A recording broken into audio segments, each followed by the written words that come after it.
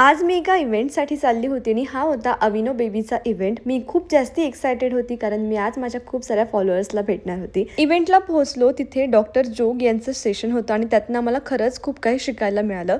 कारण त्यांनी खूप साऱ्या अशा गोष्टी सांगितल्या स्किन केअरबद्दल जे आपल्याला खरंच माहिती नाही. आणि यासोबत थोडेसे फोटोज वगैरे काढले. त्यानंतर आमचं सेशन सुरू झालं.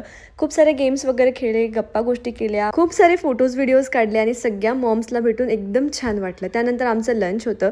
सो आम्ही सगळ्यांनी मिळून मस्त लंच केलं. अनाया तर सगळ्यांची इतकी छान रुडली होती, आमच्यासोबत जेवणही करत होती. ते सगळं आवरून आम्ही गेलो प्रियंकाकडे, प्रियंकाच्या नवीन स्टुडिओमध्ये. आतापर्यंत तुम्ही सगळेच प्रियंकाला ओळखत असणार. प्रियंकाने आमचं खूप छान असं वेलकम केलं. त्यानंतर आतमध्ये जाऊन अनायाला टॉयज मिळाले. बस तिचं जमलं होतं. प्रियंकाशी तिने थोडीशी फ्रेंडशिप केली कारण आज आम्हाला इथे फोटोशूट करायचा होता.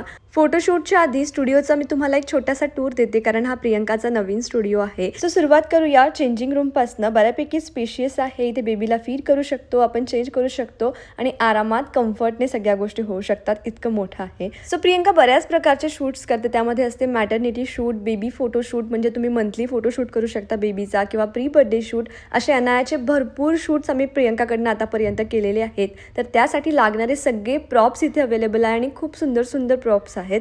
त्यानंतर काही क्लोदिंग सुद्धा अवेलेबल आहे. बाळांचे तर कलेक्शन खूप छान आहे. मला अनायाच्या ड्रेसेसबद्दल आणि हेअर बँड्सबद्दल भरपूरदा विचारलं आहे आणि ते प्रियंकाकडनंच असतं नेहमी. त्यानंतर आम्ही आलो शूट करण्यासाठी. शूटचा एरिया सुद्धा भरपूर मोठा आहे. मुलांना पाहिजे तेवढं एसीचं टेम्परेचर मेंटेन केलेलं असतं.